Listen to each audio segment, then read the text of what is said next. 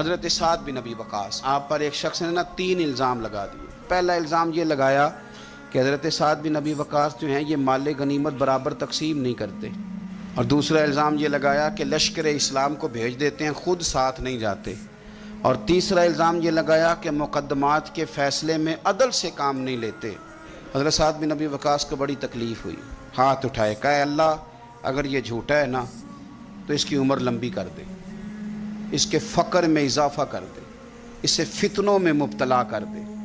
دعا کر دی، بات ختم ہو گئی۔ حضرت سیدنا عبد الملک بن عمیر تابی بزرگ ہیں، فرماتے ہیں میں نے اس بوڑھے کو دیکھا جس کے لیے حضرت سعد بن ابی وقاص نے دعائیں کی تھیں۔ اس نے 3 الزام لگائے تو آپ نے جواب میں 3 دعائیں دی۔ آپ نے کہا اے اللہ اس کی عمر لمبی فرما،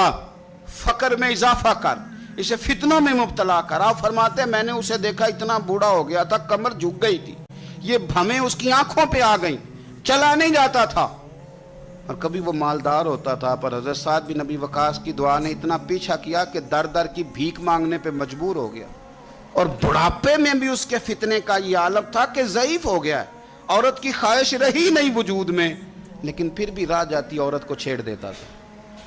اور یقیناً پھر اس کی وجہ سے وہ مار کھاتا تھا چوکوں اور چوراہوں میں۔ تو لوگ اسے کہتے تھے کہ تو اس عمر میں بھی باز نہیں آتا، تو وہ کہتا تھا میں تمہیں کیا بتاؤں، سعد بن ابی وقاص کی دعائیں میرا پیچھا کرتی ہیں، وہ میں نے ان کو تکلیف دی تھی تو آج تک میں فتنے میں مبتلا ہوں، فتنے میں کہ میں جاتی جاتی خاتون کو پتہ نہیں مجھے کیا ہو جاتا ہے، اور پھر مجھے بے عزتی کا منہ دیکھنا پڑتا ہے اور رسوائی کا۔ تو کیوں لوگ بد دعائیں لیتے ہیں، اور کیوں کر کے لوگ اتنا سخت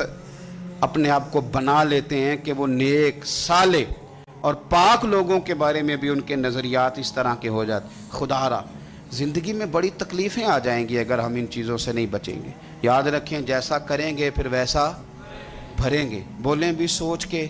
چلیں بھی سوچ کے، مخالفت بھی کریں تو